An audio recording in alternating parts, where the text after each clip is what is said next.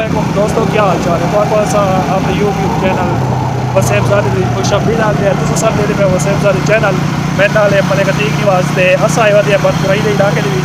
तो आपको बदपुराई के इलाके नहीं कहने का खूबसूरत ही है, अच्छा ही है, साफ सुथरा इलाका ही है। तो हूँ विजिट करें।